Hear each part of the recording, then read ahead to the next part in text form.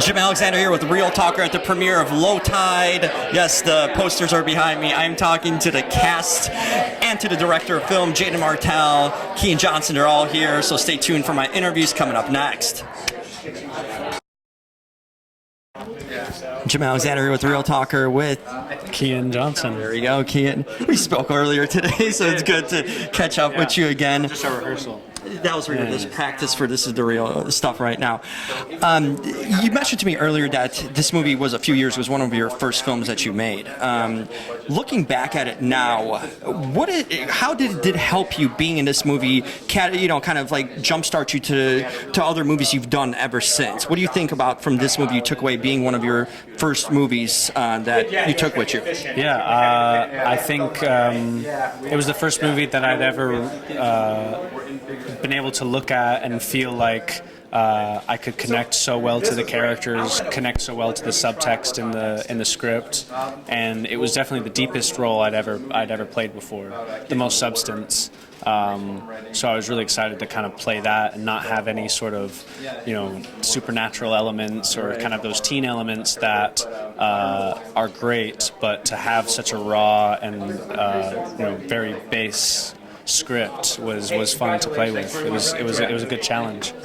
Speaking of challenges, was there anything that you found specifically challenging working on this movie? Kind of being in a sense new to it.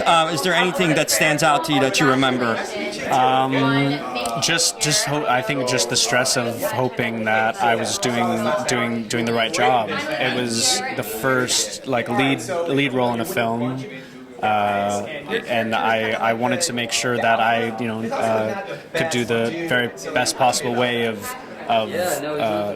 saying what Kevin wanted us to say.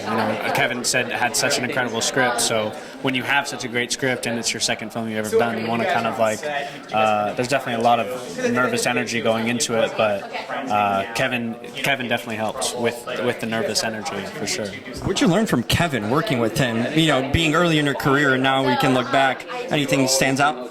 That Kevin is also very early in his career. It was his first film, and I was still intimidated by him because he was so prepared. And I think I learned so much about preparation and fully understanding a character and a film before you shoot it. Yeah, that was inspiring because that's very rare. Sometimes it's all over the place.